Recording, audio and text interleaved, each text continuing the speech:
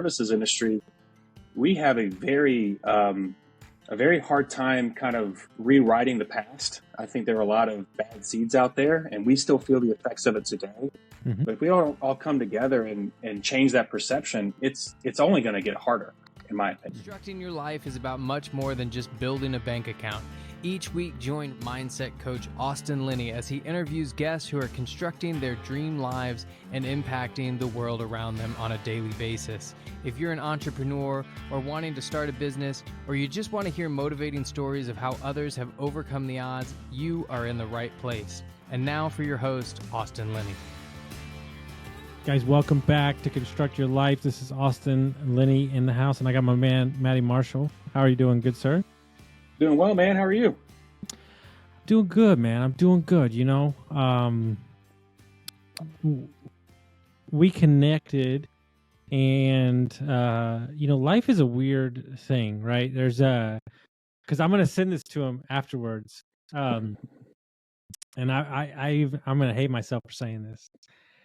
I think Hugh Doshfock might be the coolest guy I've ever met in my life. I tend to agree. I didn't even know what a concierge was. And then I met him and I was like, well, whatever that job is, I want that job.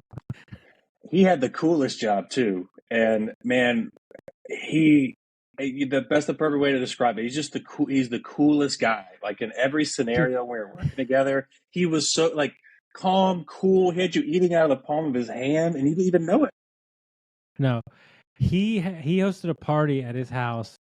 And they used a canoe for champagne and oysters, and I was just like, "We're on a different level right now." Yep. Yeah. And he's also, you know what? I can't blame him for it, but I got to tell you the story you've never heard before.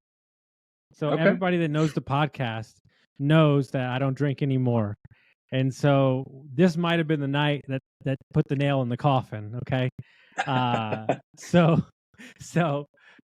Hugh was living in New Orleans at the time, and he said, "Hey, what are you doing Monday and Tuesday?" And I said, "Nothing." He goes, "You want to go to New Orleans?" I was like, "Sure." So we hit a flight. It was a direct flight. We left San Antonio at like 8:45. I think we landed in New Orleans at like 10:15. We were in a bar at 10:35. Yep. I mean, it was like bam, shot. bam, yeah, straight shot. That turned into like, I think I was hanging on till like 2. This is a true story, by the way. I said, "Ben, I gotta go, dude. I can't. I got a flight back in." Oh, that's what it was. I flew back the next day. It was like bam, bam, right? So it was an early flight too. So he's like, "All right, let me go drop you off." So this is a true story. He's got a new place. It's in, one of these neighborhoods. So he drops me off in front of the house. And this is, swear to God, true story. He found me 2.5 hours later, 3 miles the other direction. And the only way he found me is because my GPS on my phone. You shared it with him. That's a smart move. So he dropped me off in front of the house I was supposed to go in and sleep at. And he found me running in cowboy boots the other way, right? Yeah. So then, we're supposed to get up. He's supposed to take me to the airport. I asked him about 16 times, like, "Dude, you're not going to be in a place to take me to the airport in the morning. Let me get an Uber." No, I got this. So wound up not waking up, had to take an Uber, and was sitting at the airport drinking Bloody Marys, just like hating my entire life. Sunglasses on, just. And then I got on the plane, and I sat next to this dude who was like insurance salesman going to Cancun, and he's like, "Hey man, I got all these free drink tickets. Do you want any drinks?" I mean, you couldn't get, So let's just say when I got home, I was doing some real self-evaluation. Mm-hmm. As you said, coming back from New Orleans, especially visiting with Hugh, who knows every nook and cranny. That's the beauty of him too. Mm-hmm. And why it was perfect. Like the role was perfect when we worked together. And then I heard about it was in New Orleans. It was so perfect for him because he will go investigate every nook and cranny. That dude knows. If you called him right now and said best breakfast tacos in San Antonio, I know his favorite. right? Where he has a taco named after him, but Yeah. he can just right off the top of his head, best burger in town, right off the top of his head. And he walks into these places and everybody knows him. And I always go, did you eat 6 times a day? Like, how do all these places know you? You have to frequent these places a lot. There's only so many meals in a day. Guys, let me take a minute to tell you about my buddies over at Lead Hub, Ben and Aaron, the best humans I know. Not only are they amazing at marketing for trade companies, but Ben started his HVAC company in his garage, sold it for multi-million dollars. So when this guy talks, I listen. When we took over Dietz Mechanical, we had 22 reviews in 22 years. In 7 short months, we went from 22 reviews to 107. We went from a 4.2 to a 4.7. We tripled our Facebook presence and we tripled our calls. If you're an HVAC, plumbing, electric, landscaping company, and you're looking for a no BS approach to marketing, you're looking for people who have done it before, you got to go to leadhub.net. You and I both cut our teeth in the restaurant business and the hotel business, and I would be lying if I didn't say that I miss aspects of it, right? Yep. I tell people all the time, my quote for life is, I don't like the beach, but I really enjoy people at the beach because they're in a good mood, right? Yeah. And when you frequent a place or you work where you cut your teeth, where people are excited, the food's good, the experience is good, they're excited, right? And you and I both cut our teeth at many restaurants, but Hotel Emma, and it was just a cool place. I want to say I just saw like a week ago, like Adam Sandler stayed there for his show. So it's like that's the place to be, man. And the funny thing is I did, and I was oblivious. I think I was around 24, 25. I had no idea the scale of what Hotel Emma was, because, and I learned a lot through leadership there too, is because she would take me to meetings that I had no business being in, right? Mostly because you knew I was going to take notes for them, you know what I mean? And ask them questions.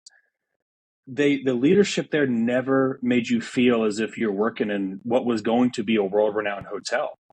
And I think it showed up in the quality of service that we had right when we opened, right? I think it was still that boutique style where we were still very friendly and there was no put on, and I think we were able to be very authentic and to watch that place grow and soar and just know that I was a part of the team that helped open it, right? However small that is I wear that with a badge of honor. I look for any excuse to bring that up in a conversation because that's how proud I am of. I remember I was in a bar in Chicago for a work trip, and it was a really busy bar, and it was like on this rooftop, and I'm literally sitting to a guy in New York and a guy from Chicago, and he goes, man, I just went to San Antonio last week, and if you haven't been to Hotel Emma, you got to go. And I was like, no shit. I was like, that's when it was like, you realize like it was getting out there. So we had to jump into that story, guys. But Matty, tell everybody a little bit about your history, who you are and what you do, and then we'll go from there. Yeah. So, Maty Marshall, grew up Matthew Marshall. Uncle gave me the nickname Matty when I think I was in first grade, and it just stuck. Like I said, from North Louisiana, met my wife here. First job was in the service industry. I was a dishwasher. Ended up making my way to delivery driver because delivery driver quit and nobody else had a car. Worked my way up to bartender, waited tables, fine dining, worked in banquets, worked as a concierge for a while. Loved it, and then ended up having an opportunity to get into the home services business, which I thought was a far cry from what I was doing in the service industry. But the more and more I cut my teeth there, the more I realized I can apply a lot of the principles that I learned and have been going through since I was 17 years old into what I do today to create an authentic experience. And so now, I own Right Services, Right AC Services down in San Antonio. I worked alongside some big conglomerates in the HVAC side, plumbing side. Also worked at Champion AC down in San Antonio as we scaled that business from about 6 to 15. And so, relatively young, worked as a marketing director, assistant general manager, outreach manager, customer service manager. So really, I like to really provide clients with a unique client experience. I think that's how we will position ourselves at Right Services to the future in San Antonio, is by providing a unique experience. I'm on this new kick right now, and I was talking to my coaching clients today. I feel like most people, right? Especially back in the day, we were a society of identities and labels, right? And so I'm, for instance, I'm a teacher and that's all I do. And I provide no value outside of that if I want to move into a different sector, right? I work in hospitality or hotels, and I provide no, value outside of that. I think a lot of people get stuck in that. But I think you and I both see, as you farther get down business, like it's really just about people at its core, all of it, no matter what business you're in. Yeah. And treating people the right way. I mean, we have a line here at Right where we just want to be easy to work with. And being easy to work with doesn't mean that we're going to get stepped on, doesn't mean that we're the cheapest, doesn't mean that we're most expensive. But when you call in, what we're trying to craft is not giving people a reason, and really truly living out being easy to work with. It doesn't mean you get to skip to the front of the line because, you're pushing and pulling. It's just creating processes to where when people do business with the right services, I want them to go, man, that was one of the most easy experiences I've ever had. I just bought a box truck and the gentleman made it so easy for me. I mean, and we've all bought cars before. I've had to go up to the shop with, the binder full of documents and a business card and all this. The guy just said, I'm going to make it so simple for you. All I ask is a check for your down payment when you come pick up the truck. That's all I need. And I looked at it afterwards and I told our GM, I said, that's what we need. That was so easy that if I can, I will buy every single van in my fleet from that gentleman. There's a guy, and because you talked to him and you're helping him out, Zach. Zach knew that I was super busy. Zach works for us, and he was selling Verizon iPads and phones at the time. And he said, here's what I'm going to do.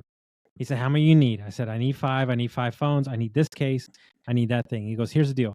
I'm going to set them all up for you. You're going to walk in. He goes, you're going to swipe your credit card and you're going to walk out. And he did that for me like 3 different times because typically you're in a Verizon store for 2-3 hours. I was like, I don't got time for that. And so I'd be like, when can you do it? He's like, well, we're going to slow down in the afternoon. He's like, I'll have it all set up. Give me 2 hours. Boom. And I'm like, dude, I'll buy from you over and over and over again. Absolutely. I think the client path has changed, especially in home services, and we still feel it every once in a while of, people trying to, they just kind of want to haggle with you or get the price down because that's kind of been the industry at large. And what we found is you create that unique client experience, they're going to say, really, it's only that much? And I'm sure you're thinking the same thing with Zach is, it's all I have to pay you for all this? Yeah, let's keep doing it. Let's go.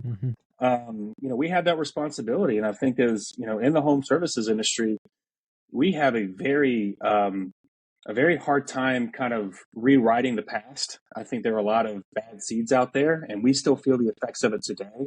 But if we all come together and change that perception, it's only going to get harder, in my opinion. Yeah, we've I think that we've created an experience where everybody can study before the thing now, right? There's no can't hide it anymore. Like, This is what the company is. This is what we offer. I think the complexity that people offer in their sales process is for them, not for the customer. Yeah, right. Absolutely. And if you can say, what I tell everybody is, when's the last time as an owner or a GM of your business have you experienced your company? Have you experienced your company? Not like worked for your company. Like you got on the phone. Hey, that's really weird. That shouldn't work. Like, when's the last time you did that as a business owner? I would venture to guess it's been a while. Yeah, that's a fantastic part because, we had the same thing when one of the owners I used to work for, he used to just all in the call centers. They're not doing enough. They're not doing enough. Because there's a lot of downtime, and you're trying to figure out how to make them. You're trying to optimize time, right? So finally, I just had to pull them aside. I was like, just call our 2 biggest competitors and listen to them. And then I want you to call in and listen to us. And I'm not saying that we don't have our faults and we don't have things to work on, but exactly what you said, go experience another company and then come experience yours too. Because I think it helps kind of calm some of those nerves as well. Like, you know what, we do have a ways to go, but we're a lot better than our next competitor. I think that goals and everything is great, but it's something I said to the guys the other day. If intention is your driver, right? The intention is that all of us in this room together are growing. We have no egos. We want to get better. Then we're headed in the right direction. If you're fighting decisions, if you're not looking at the core, look, your reviews say what they say. If they're bad, then you got problems, right? If I tell everybody all the time, do you know how hard it is to sell crappy food? Do you know how hard it is as a bartender or waiter to sell that crap? Like, it's impossible. But when your food is badass, to some of the restaurants, dude, the fucking smoked quail at Hotel Emma's restaurant, I mean, I could sell 10 of those to a table, right? Like, my parents came in town. That's what they were eating. Easy day. Easy day, right? The breakfast was great. Like, you're getting food, right? Like, that's all day, right? And so the question that you have to ask yourself as a business owner is, like, is your product good enough? Like, and if you're trying to sell something that's not good enough, the start to finish product, well, it's going to be really hard to sell, no matter who's good at selling it. Yeah. And we go back and forth on that, because technicians they always come back with why they didn't, right? Well, I didn't sell because so and so can do it for cheaper, or so and so can do it for this, and it's not a race to the bottom, right? It's on us to provide the value. We know we have better equipment than X company. We know we have a better install. We know we have a better warranty, right? It's on us to, like you said, you got to be excited about your product. A burger's a burger, right? But I had one in the fine dining that cost $18 that I could, hey, it's made with brisket and we got caramelized onions. I can't sell that same thing at McDonald's, right? But it's sustenance, and there's a little bit more flair to one, but the product's similar. And, we have, like you said, build the sales process to where it's just easy, right? We're not talking about airflow and what it can do and the ins and outs. Like, how does this make your life easier, right? My equipment comes with a 10-year parts and labor warranty. If something breaks, you don't pay a dime. And so while it may seem a little bit expensive, over the course of 10 years, your HVAC, you're paying a one-time cost for it, and over 10 years, you're not going to pay another cent as long as we maintain it. So that peace of mind, that worry just goes right out the window. Well, that's the cost that nobody talks about, is worrying about it. Like, my head is like a filing cabinet. If you're a worry for me, then, or if I have to worry about it, then we're going to, like, here's a perfect example. I literally know nothing about cars. Like, not a thing.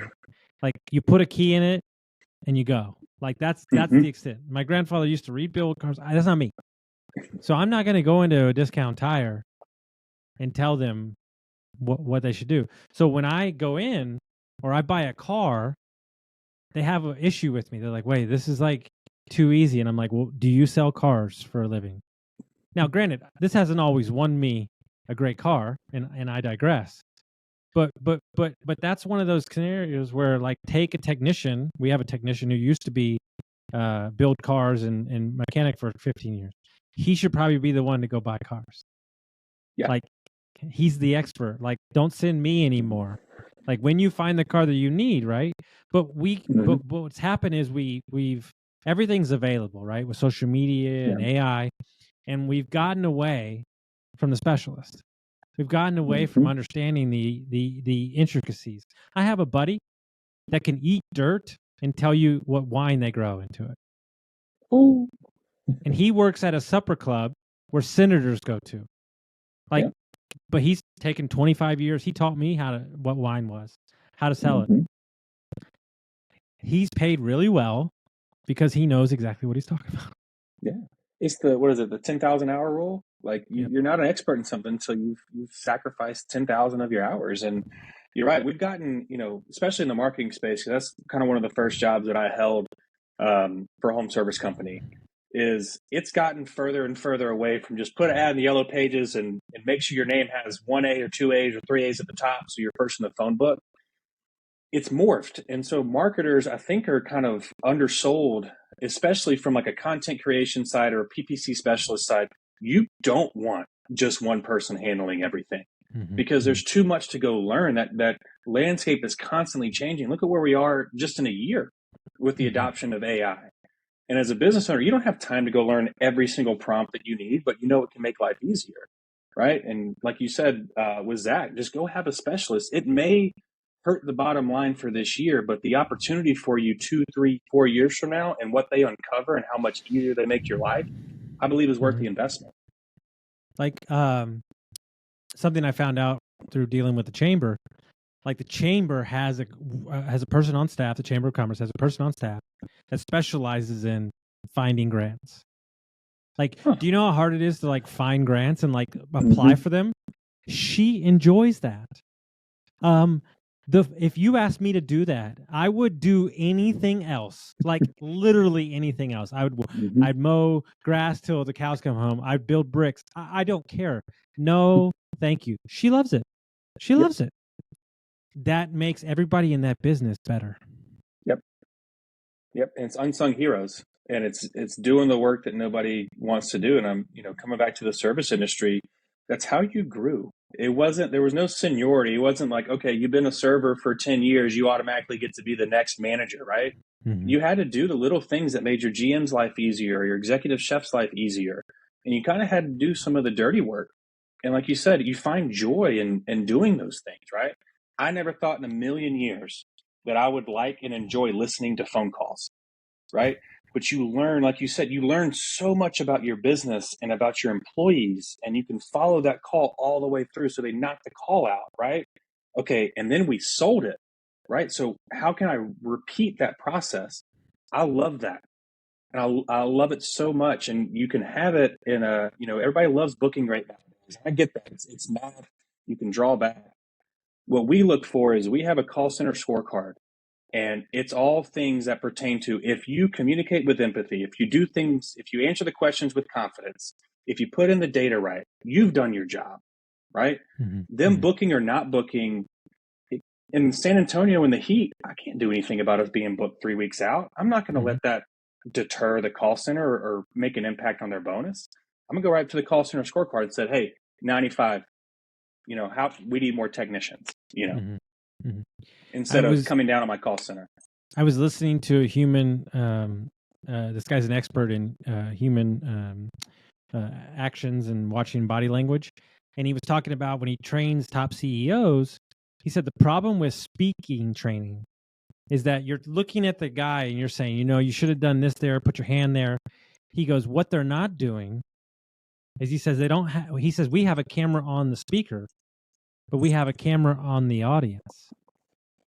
And so we're watching where the audience resonates with a movement or a speech that he says, like a comedian. Comedian knows that was funny, that was not funny. He goes, the problem is you're only looking at things one way and you're fixing the person. You're not seeing the feedback, the results out. And I thought that was genius. I love that. I'm at the have you write that down for me. So dude, I gotta send you that podcast episode. Please. Dude, it was so crazy because it was like so simple. He was like, "Oh yeah, we just started filming the audience too." Yeah, I mean, you hit the nail on the head. And I know you and I always come back to the service industry, but if you take it down to your point, like we in home services, we overcomplicate things. I always felt the best restaurants that I worked in, it was easy. You put the order in, we bring it down. It doesn't have to be anything more than that. But like you said, the more and more you complicate it, the more and more people get frustrated, and you never get good feedback, ever. Yeah. Dude, I worked at, I hope nobody, one of my previous owners, I worked at, and I have no problem saying this. Timing is everything. Are you familiar with like Clark's and Perla's and all that stuff in Austin? Do you know the company? Okay. So there's a company, Clark's, Lambert's. They own mini restaurants. Now they own hotels, Elizabeth Street Cafe. I worked at Perla's before Austin, like it was in the process of booming, but then over the next 4 years, it like, holy crap, right? It like really went crazy. I have no problem saying this because I've said it. The owners are douchebags. I'm just being completely honest. I'm not a fan of them. I have not worked there in many, many years, so I can say that thing. But let me tell you something right now. They were so tapped into the aesthetic of Austin, Texas, and what those people wanted. They traveled a bunch. They even opened up one of these in Aspen. I'm telling you right now, Clark's restaurant is my favorite restaurant I've ever been in the entire world. Look, it's small, maybe 15 seats, but the oyster bar's right there, big old windows. Perla's was a different beast. We used to do $60,000 to $80,000 Saturdays, dude. We were, dude.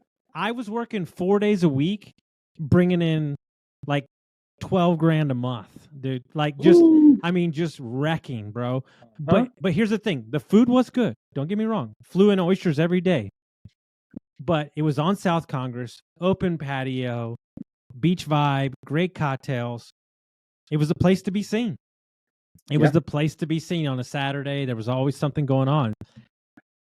We didn't need good food, but because we had good food, we took it to a whole nother level, right? Absolutely. And so the attention to detail, what they wore, like what we put down, everything mattered, right? And that's where you need to be in your business. The problem is that what I try to tell my team, and I think we do it all the time, we get caught up in the things that honestly matter but don't matter, right?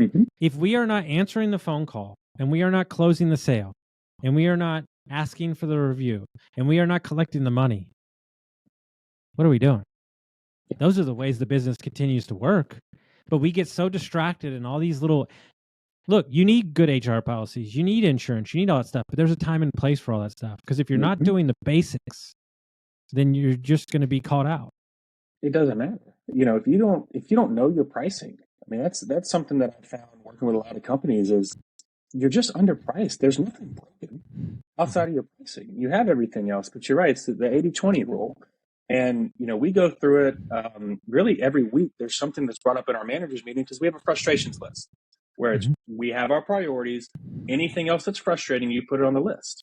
And if it's still frustrating you in a week or 2 weeks or 3 weeks, let's talk about it. But we get so focused on trying to tweak a checklist or, like you said, trying to, hammer home, hey, you got to take pictures on the job and things like that, where we're getting away from the basics, which is exactly what you said. Create a fan on the phone. Show up when you say you're going to be there in a uniform and a hat and groomed, right? Because you're trying to sell anywhere between $8,000 and $20,000 equipment from residential side. Be there on the install and collect the money. Those are the 4 steps. The checklist or, they didn't include this or we didn't include that. Why are we spending time on it? Right? We need to spend time on the stuff that matters. And once that's fulfilled, let's go back to the other stuff. Let's take it to the next level. And let's say on a personal level, right? Not even the company. That's we get distracted too. Oh, yeah. Basics. Wake up, read a little bit, put something positive in your thing, eat decent, do a little workout and drink some water. Yeah. Like I swear to God, like I've been saying the same thing for like 7 years straight, and everybody's like, "What's the secret?" And I'm like, "The basics." Yeah, take care of yourself. I was fortunate enough to work with a gentleman who used to always tell me, and I'm going to get the analogy wrong, and he always corrects me on it, but it's, I'd rather you sharpen your axe for 7 hours and spend 1 hour cutting down the tree than sitting there hacking at the tree for 8 hours. And so what that told me coming out of the service industry was, hey, Matty, you don't have to be busy. In the service industry, we're busy constantly. The lights go off and we're done and we can, we'll go back home and think about the ranch that we forgot to deliver or we charged the lady for an extra Jack and Coke and we shouldn't have. But the lights are turned off, the tables are clean, the place is clean, it's done. Where in the home services industry, the work's never done. So for me, I used to get so wrapped up in, I got to prove my worth, where what he was telling me is like, go take care of yourself. I'm paying you for your mind and your ideas and your execution. I'm not paying you for grunt work. I don't care about the amount of calls that you listen to or how many review links you sent out that day. I'm paying you for the process. I want you to go to learn it and to need it. And, if that's kind of like you're saying, that's my piece of advice. Take care of yourself. There's no need to work 14, 16-hour days every day in your career. There's a time and a place for that calls for that. But you're missing out on so much other stuff and enjoying life if you're working and grinding that hard. I always felt. Everybody says they have it licked, right? Or they have it, I got it. I'm dialed in. Okay, take your week and now execute it in 3 days. Okay. So this is a real story for me. 2 years ago, something happened where I coach on one day and I run my other businesses, and like I didn't want to have like Friday meetings anymore. Like I just don't like Friday. It's my thing. I play golf, meet with investors, catch up on the week. And I was like, I can't do that. And then I was like, yeah, you can. And so I just don't do it anymore. And you know what? I sat and fretted about that for like 2 years, and it was like really simple. Yeah, I mean, I love the fact that we're at least starting the conversation of a 4-day work week, Mhm. right? We've implemented in the off season. We do 4 on 3 off, right? Okay. We rotate our technicians. If the day calls for 10 hours, it's there. If it doesn't call for it, hey, we're good. You still get a longer weekend. Mhm. They enjoy that. Now, there are times when, like, hey, can I pick up an extra day? Mhm. Mhm. Blah, blah. That's fine. It's time. They want that time. Yeah. Having, like you said, a technician having a Friday off, Oh my and God. they love that. Dude, I have They no love idea that. I have no idea how humans, and I'm being honest because I don't have kids, guys. Anybody that is a mom or dad that works, that has more than just has one kid, how do Mhm. you do anything? I have no idea. How do you go to the store? How do you go to the bank? How do you do Mhm. anything? I have no idea. I am a person that doesn't have kids, and I still have trouble fitting it all in. Yeah. I think, technology's made it to where we can get a lot done, right? And it's not in the time. I think we get, well, if I'm not busy for this 30 minutes, am I really providing value? And I always like, go find something you want to go work on, right? And just Mhm. know if your priority comes through, which is, Mhm. in my field, it was always, hey, the phone call comes in, stop, take the phone call, right? Mhm. But be present, right? I don't want people to ever fear coming into work or fret coming into work. We all have days where we don't want to do it, right? But we have a question that we ask on the screening process that I got from my old owner, which was what don't you like to do? I know that you like to do this because you applied for this position, but what about this position don't you like to do? And you really learn a lot about somebody through that. So if Austin's off or if Austin's trying to get hours and all I have is stuff that he hates doing, I'm just going to tell him, hey, buddy, I have hours for you, but you may hate doing it. Or if I have a Mhm. project and I need some extra hands, and even though Austin's a technician, but he tells me he actually likes data entry, hey, man, do you want to come earn some extra hours? I got to put in all these invoices into the spreadsheet, Mhm. right? And just make them, okay, well, hey, at least I feel heard. I Mhm. used to hear a lot of that at bigger companies is I just don't feel like I'm being heard. And Sure. I think that's something as business owners or GMs or leaders that we should never hear, right? Whether we can do something about it or coach, Yeah. that's on us. But I never want any of my employees to look at me and say, hey, I don't feel like you really heard me. That's a Mhm. shot. You know what I mean? That cuts deep. That hurts. Because I think that at the core of everything is what we're searching for. Hmm. Is that 9 times out of 10 we are just not feeling heard or seen. Doesn't mean we're going to take your ideas, but just to say, hey, I hear you. Like that's Hmm. enough. As a thing, my employees have, they can come in and tell me what's going on in their personal life, and I'm going to Hmm. listen. Doesn't mean I'm going to fix it, but it means that I'm here and I understand. And hey, if you need to cut out early because you're dealing with this thing, like I get it. Like Yeah. I don't ever. What I don't want anybody to do is I think that the bigger issue revolves around one of my favorite shit of all time. Ed Milet and Aubrey Marcus were on a podcast, and he goes, "The problem that we have in society is that people don't realize that everything in life is a choice." And he said, Yeah. Hear me out." He said, "You could not eat and you would die, but that's still your choice." Hmm. And I love we that. we we behave as if everything we have to do, we have to do, we have to do it. We have to Hmm. do it, and you don't have to do anything. I mean, there's a book, and to kind of expand on that idea or thought was a book called Level Up. Um, and what he talks about is we're only born with two fears. Everything else is a learned fear. We're only born with the fear of heights or falling, right? Or the fear of loud noises, because that's primitive in us, right? That was what we knew. Loud noises meant predators and we're off cliffs. And I'm sure everybody's seen or can look up the video of babies. Parents are on the other side of the room, they'll crawl to them and then they make it look like an optical illusion and they'll stop at, 6 months, 7 months. So it's innate. Everything else is learned. And I've heard it before from so many people is I was so fearful to do that, but once I did it, it was fine. Yes, because what you live, the fear is always worse than the actual work or the present or the job.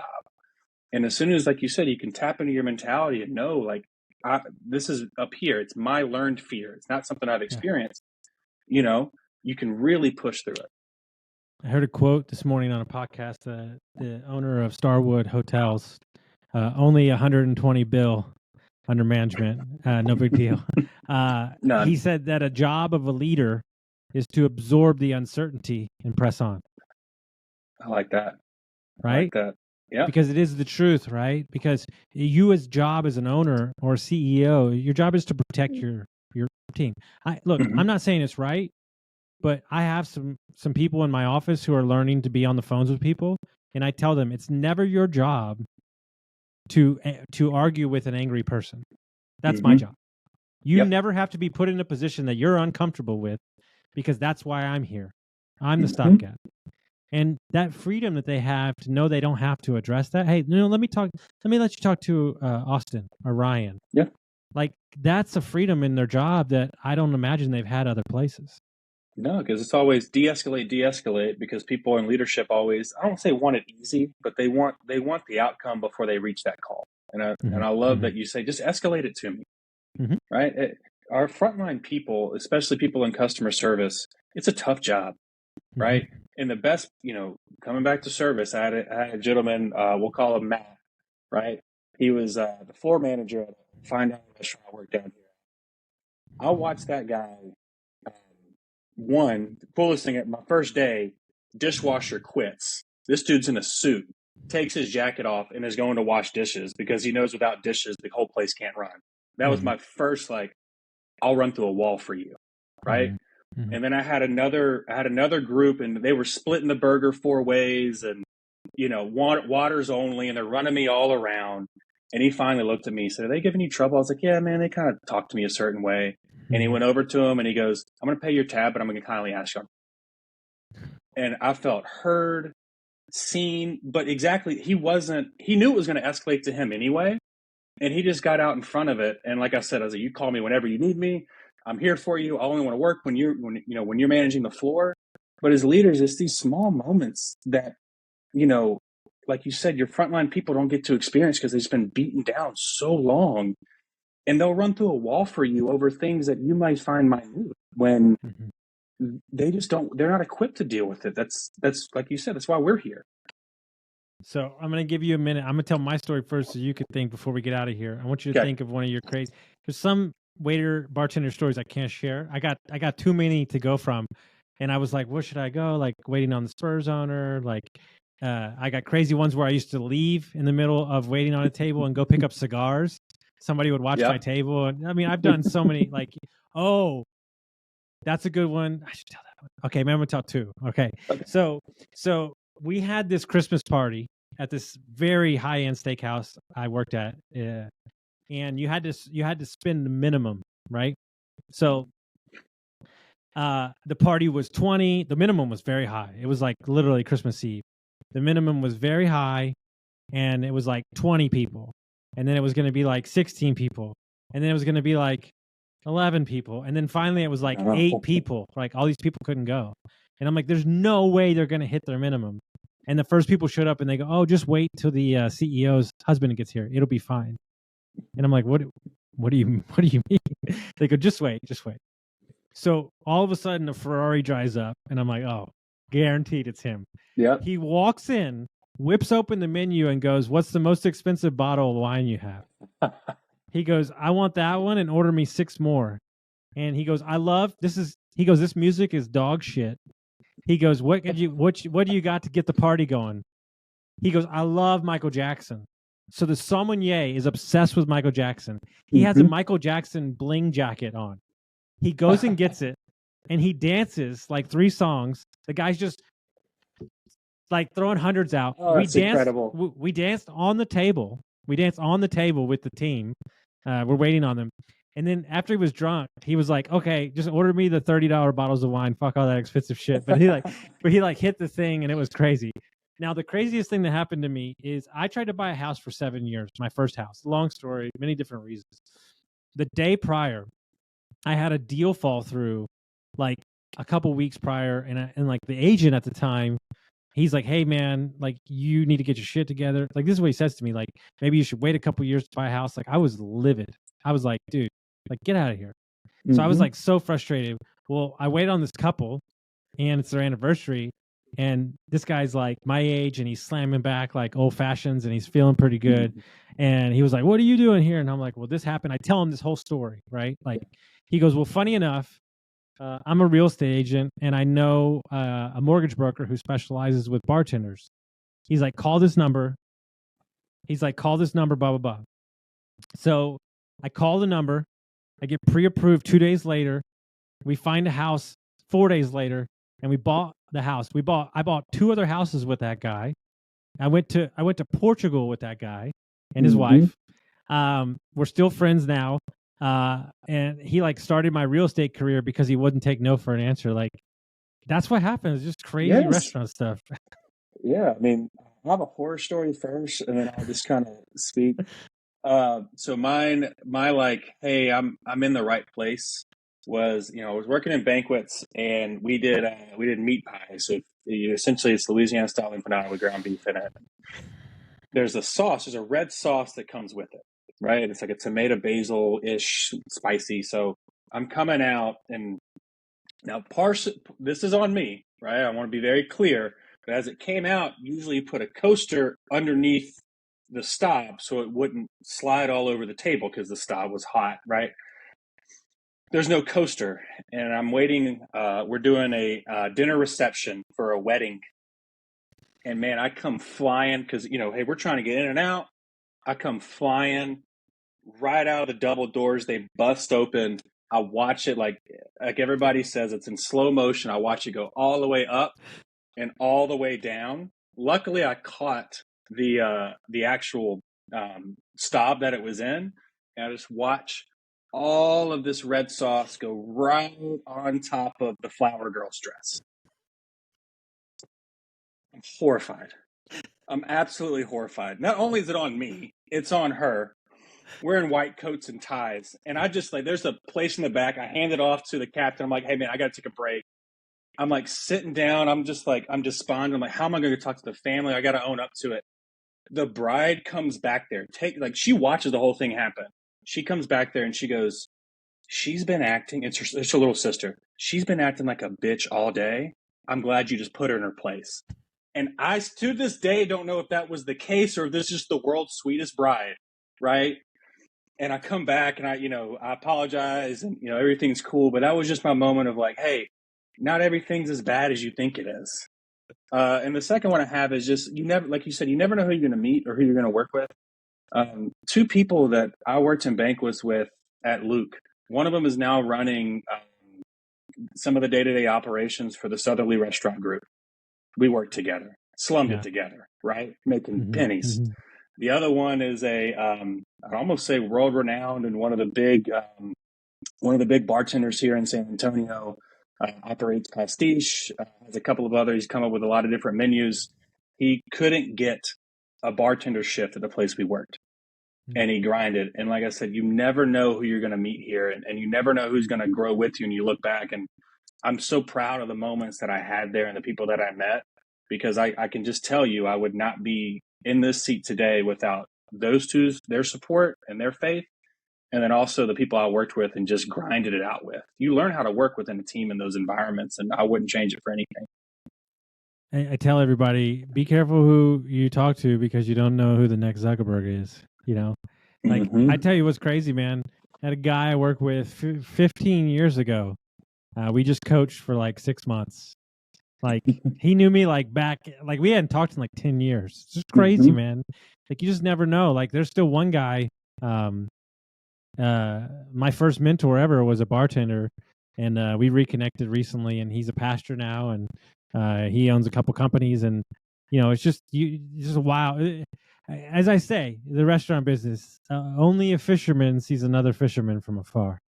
Yeah, and I always come back to the relationships, like being able to go places and see people, and now they're in positions to take care of you, and they go, I haven't seen you in so long, and I'm like, I'm not here for, okay, yeah, come on, bring it on.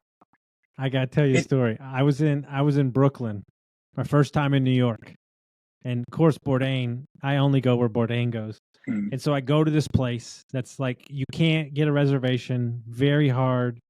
They had like a French restaurant with like really choice whiskey, but like there was a whiskey bottle that no customer orders ever, like ever. I ordered it, and this was like, when I say like top, this was like bartender served 12 people, had 2 assistants, like that kind of place. I ordered it. All 3 of them looked around and go, "Yeah, you're a bartender." And I was like, "Yes, sir." And like, it was just so cool because there's like this whole like code. There's this like different world, you know? Yeah. I loved it. And again, I'd recommend anybody just spend a summer there, especially if you're growing up or you have kids. Like, you learn how to talk to people, and you learn how to work with people who are not from your environment and not in your bubble. And really, it helps expand your brain and how you view the world. Totally. If people want to reach out to you, they want to talk to you, how would they do that? Email me, Matty@writeac.com, WRIGHT.com. Or, I think you're going to put the link down there for my LinkedIn page. Feel free. I'm very respondent in those channels. Awesome. Guys, if you got some value from this, I want you to send it out to a friend, share us, rate us and review us, and we'll see you next time, guys.